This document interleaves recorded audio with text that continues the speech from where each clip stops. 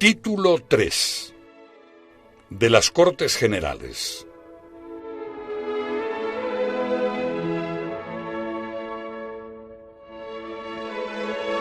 Capítulo 1 de las Cámaras.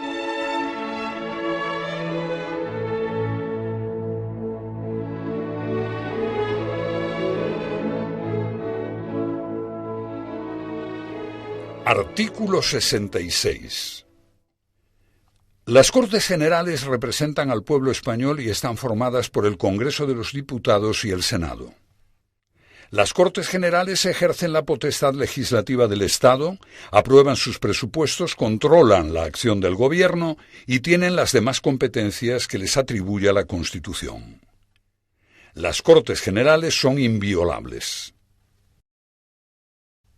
Artículo 67. Nadie podrá ser miembro de las dos cámaras simultáneamente, ni acumular el acta de una asamblea de comunidad autónoma con la de diputado al Congreso. Los miembros de las Cortes Generales no estarán ligados por mandato imperativo. Las reuniones de parlamentarios que se celebren sin convocatoria reglamentaria no vincularán a las cámaras y no podrán ejercer sus funciones ni ostentar sus privilegios. Artículo 68. El Congreso se compone de un mínimo de 300 y un máximo de 400 diputados, elegidos por sufragio universal, libre, igual, directo y secreto, en los términos que establezca la ley.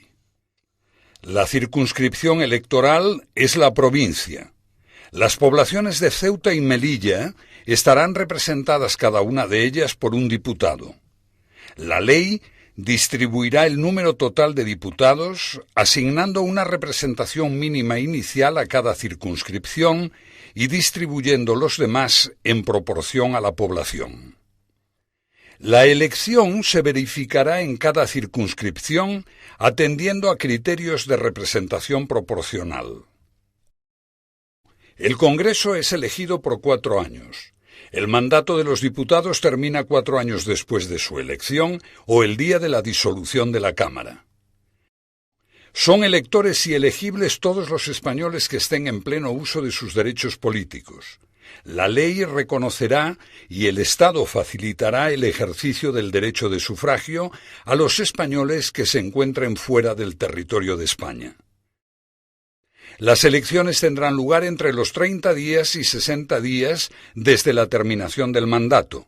El Congreso electo deberá ser convocado dentro de los 25 días siguientes a la celebración de las elecciones. Artículo 69. El Senado es la Cámara de Representación Territorial. En cada provincia se elegirán 4 senadores por sufragio universal, libre, igual, directo y secreto, por los votantes de cada una de ellas, en los términos que señale una ley orgánica. En las provincias insulares, cada isla o agrupación de ellas, con cabildo o consejo insular, constituirá una circunscripción a efectos de elección de senadores, correspondiendo 3 a cada una de las islas mayores, Gran Canaria, Mallorca y Tenerife, y 1 a cada una de las siguientes islas o agrupaciones, Ibiza, Formentera, Menorca, Fuerteventura, Gomera, Hierro, Lanzarote y La Palma. Las poblaciones de Ceuta y Melilla elegirán cada una de ellas 2 senadores. Las comunidades autónomas designarán además un senador y otro más por cada 1.000.000 de habitantes de su respectivo territorio. La designación corresponderá a la Asamblea Legislativa o, en su defecto, al órgano colegiado superior de la comunidad autónoma, de acuerdo con lo que establezcan los estatutos, que asegurarán, en todo caso, la adecuada representación proporcional. El Senado es elegido por 4 años. El mandato de los senadores termina 4 años después de su elección o el día de la disolución de la Cámara. Artículo 70.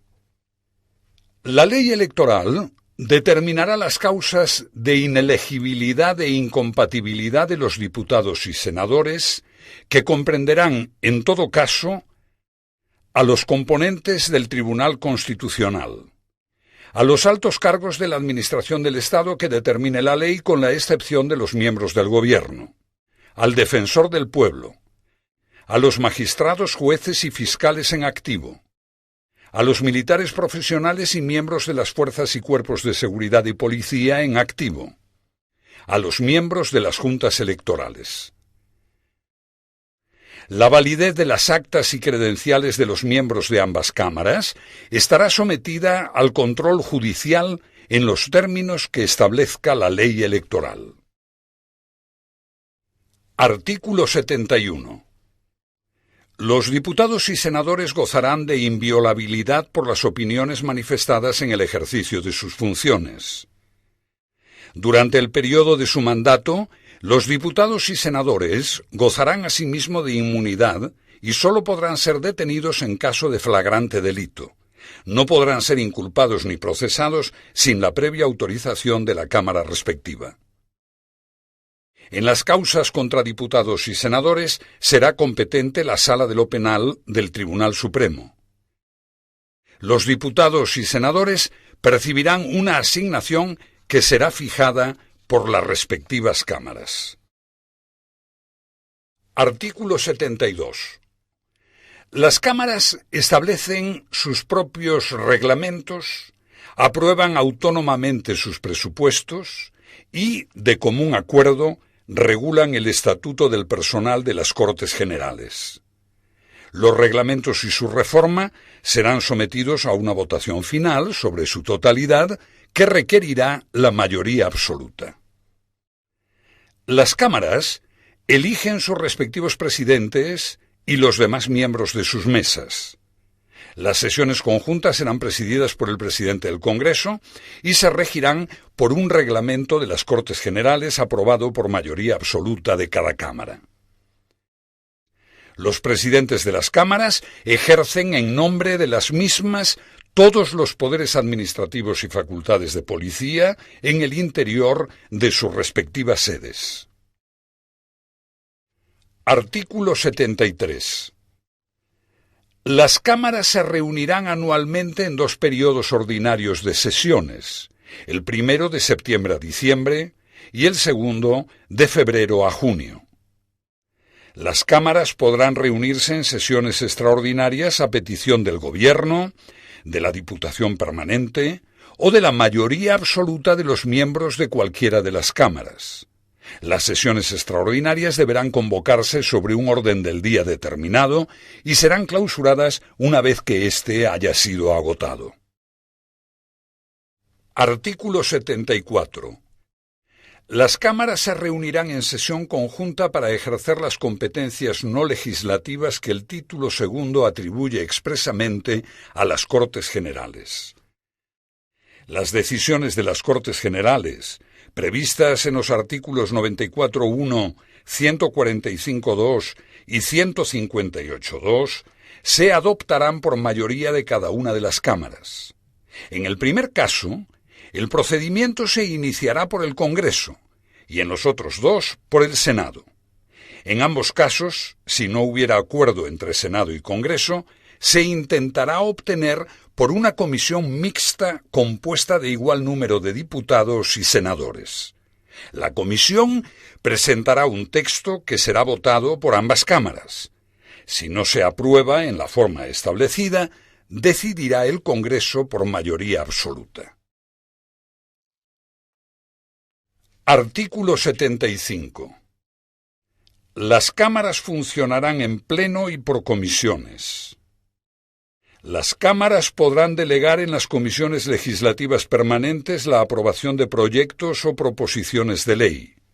El Pleno podrá, no obstante, recabar en cualquier momento el debate y votación de cualquier proyecto o proposición de ley que haya sido objeto de esta delegación. Quedan exceptuados de lo dispuesto en el apartado anterior la reforma constitucional, las cuestiones internacionales, las leyes orgánicas y de bases y los presupuestos generales del Estado. Artículo 76. El Congreso y el Senado, y en su caso ambas cámaras conjuntamente, podrán nombrar comisiones de investigación sobre cualquier asunto de interés público.